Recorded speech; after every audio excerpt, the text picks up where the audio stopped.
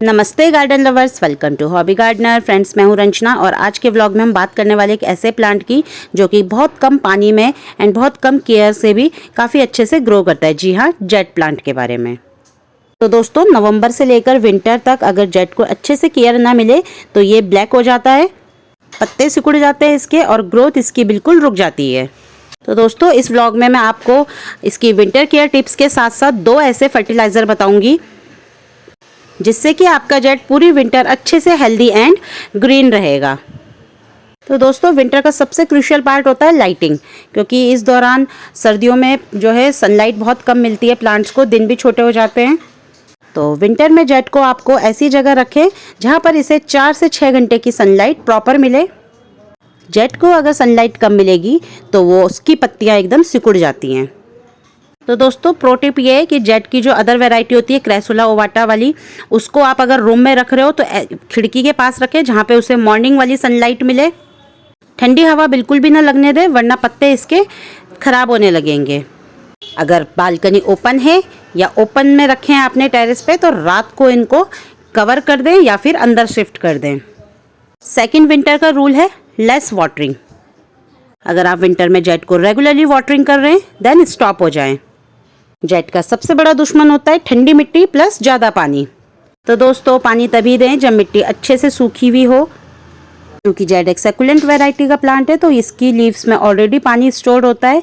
तो अगर आप पानी कम भी देंगे तो जेट आराम से सर्वाइव कर लेगा, लेकिन अगर आपने ज़्यादा पानी दिया तो ये बिल्कुल लीफलेस हो जाएगा।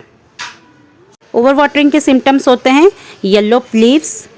ज़्यादा पानी दोगे तो पत्ते इस तरह से पीले होने लग जाएंगे, ब्रांचेस जो हैं सॉफ्ट हो जाएंगी, साथ ही रूट रॉट होगा और पत्ते बिल्कुल झड़ जाएंगे इस वाले प्लांट्स की तरह। इस प्लांट्स में मेरी ओवर वाटरिंग हो गई थी और जिस वजह से ये बिल्कुल एकदम पत्ते लेस हो गए था। अब वापस से इसमें न्यू ग्रोथ आनी स्टार्ट हुई है।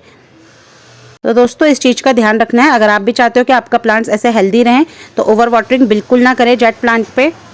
तो दोस्तों, अब हम बात कर लेते हैं कि इसकी मिट्टी कैसी होनी चाहिए। देखो, मिट्टी अच्छी बनेगी तो रूट्स हेल्दी होंगी, रूट्स हेल्दी होंगी तो प्लांट्स भी आपका हेल्दी होगा। जेट को वेल ड्रेनिंग सैंडी सॉइल पसंद होती है, तो आप पानी डालो और पानी एकदम से बह के निकल जाएं। तो बेस्ट सॉइल मिक्स होता है इसका 40% गार्डन सॉइल, 30% बालू या रेत, 20% कंपोस्ट एंड 10% नीम खली ऐड कर सकते हैं। दोस्तों, एक इम्पॉर्टेंट नोट है, विंटर में आपको रिपोर्टिंग अवॉइड करनी है जेट प्लांट की, अदरवाइज प्लांट आपका शॉक में चला जाएगा। सिर्फ जब आपको रूट रॉट लग रहा हो प्लांट में तभी आप इसकी अर्जेंट रिपोर्टिंग कर सकते हैं, अदरवाइज रिपोर्टिंग को आप अवॉइड करें। दोस्तों, अब हम बात कर लेते हैं टेम्परेचर प्रोटेक्शन की। जेट का अगर 10 डिग्री से नीचे का टेम्परेचर हुआ तो ये बिल्कुल कंफर्टेबल नहीं होता है, इसलिए नवंबर के एंड से इसको ठंडी शाम में या फिर रात को अंदर रखें या फिर किसी कपड़े से या किसी प्लास्टिक से कवर कर लें। अगर आपके एरिया में फ्रॉस्ट पड़ता है तो जेट को आप खिड़की के पीछे रखें या किसी कर्टन के पास रख सकते हैं। सीधी ठंडी हवाएं इसकी पत्तियों को ख़राब कर देती हैं। तो दोस्तों, अगर टेम्परेचर आपके यहाँ बहुत ज़्यादा डाउन जाता है तो जेट को ओपनली बिल्कुल भी ना रखें। तो चलिए दोस्तों, अब हम आते हैं अपने मेन पार्ट के ऊपर, यानी कि फर्टिलाइज़र, कि जेट को आप अभी कौन सा फर्टिलाइज़र अभी नवंबर के मंथ में आप दे सकते हो। तो दोस्तों, अब मैं आपको बताने वाली हूँ दो ऐसे फर्टिलाइज़र जो कि आप नवंबर के मंथ में अपने प्लांट्स में दे सकते हैं।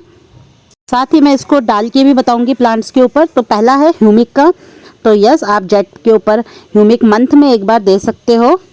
10 से 15 ड्रॉप आप 1 लीटर पानी में इसका डाल के अच्छे से मिक्स करें और अपने सभी जेट प्लांट्स में मंथ में एक बार आप इस पानी को दे सकते हैं।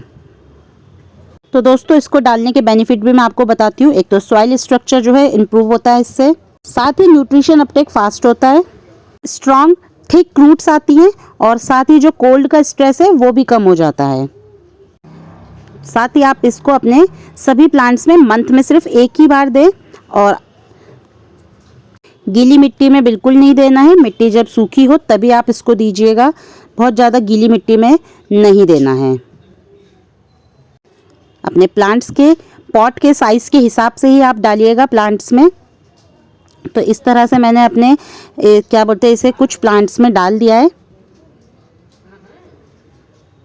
तो दोस्तों, ये तो था हमारा एक फर्टिलाइज़र। अब हम दूसरे फर्टिलाइज़र की बात करते हैं, जो कि है एक छोटी सी चम्मच आपको अपने प्लांट्स में देना है, इसे भी पानी में मिक्स करके ही देना है। और आप चाहो तो इन दोनों को एक साथ मिक्स करके भी दे सकते हो।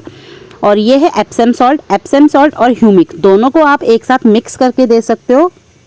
मंथ में एक बार 1 लीटर पानी में 10 से 15 ड्रॉप्स आप ह्यूमिक की ले सकते हैं एंड छोटा चम्मच एप्सम सॉल्ट का अच्छे से मिक्स करें और मंथ में एक बार अपने सभी जेट प्लांट्स के ऊपर आप इसको अप्लाई कर सकते हो।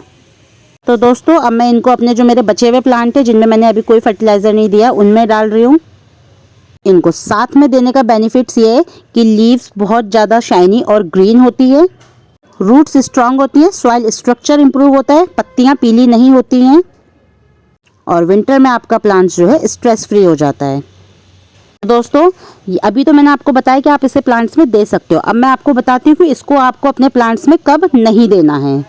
जब आपका प्लांट्स ओवर वाटर्ड है, प्लांट्स में ऑलरेडी बहुत पानी है, तब आपको नहीं देना है, सूखी मिट्टी में देना है। सेकेंडली अगर रूट रॉट के सिम्टम्स हैं तो अवॉइड करें। एक्सट्रीम कोल्ड में अगर 5 डिग्री से नीचे कम है टेम्परेचर तो फिर आपको गैप रखना है इसे देने में। तो दोस्तों मैंने आपको बता दिया कि आप फर्टिलाइज़र को कब दें और कब नहीं दें, दोनों चीज़ें मैंने आपको बता दी है क्लियरली। तो दोस्तों अभी मैं एक चीज़ और बता देती हूँ, कुछ चीज़ें जो कि आपको विंटर में अपने जेट प्लांट के ऊपर अवॉइड करनी है। विंटर में जेट के ऊपर हैवी कंपोस्ट अवॉइड करें।